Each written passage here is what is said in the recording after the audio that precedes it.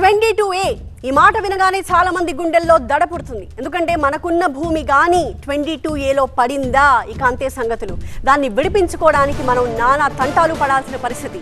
అన్నీ సక్రమంగానే ఉన్నా అలా ఎలా జరిగిందో అర్థం కాక, ఆ భూమిని ఎలా విడిపించుకోవాలో తెలియక రెవెన్యూ అధికారుల చుట్టూ, సర్వేయర్ల చుట్టూ, కోర్టుల చుట్టూ తిరిగి అలసిపోతాం.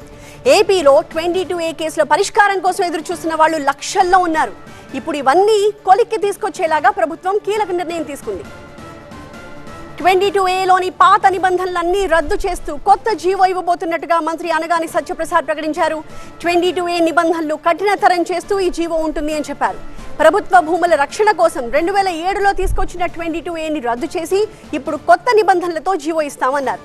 ఇప్పటివరకు ఆర్డీఓల దగ్గర ఉన్న 22A డేటాబేస్ నిర్వహణ ఇకపై ఐజీ ఆధ్వర్యంలో పనిచేస్తుంది అని తెలిపారు. అలాగే వ్యవసాయ భూములకు వెబ్ ల్యాండ్ 2.0 మాత్రమే ఉంటుందని మంత్రి అనగాని స్పష్టం చేశారు.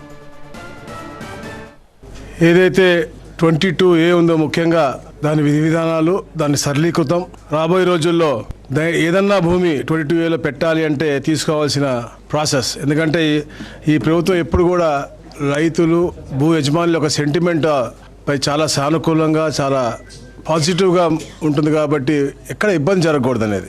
గత ప్రభుత్వాల్లో చాలా దగ్గర జరిగినటువంటి అవకతవకలు అవ్వచ్చు, రకరకాల యాక్ట్లు అవ్వచ్చు, అవి దీన్ని 22Aని అనుసంధానం చేసుకుంటూ పేద ప్రజలకి అన్యాయం చేస్తున్నారు. కాబట్టి దాని మీద తెలియజేయడం కోసం అంటే రెండు విధాలు 22Aలు తీయటం ఏంటి, పెట్టడం ఏంటి అనేది చాలా సరళీకృతమైన, అంటే తీసేయడానికి సరళీకృతం చేసాం.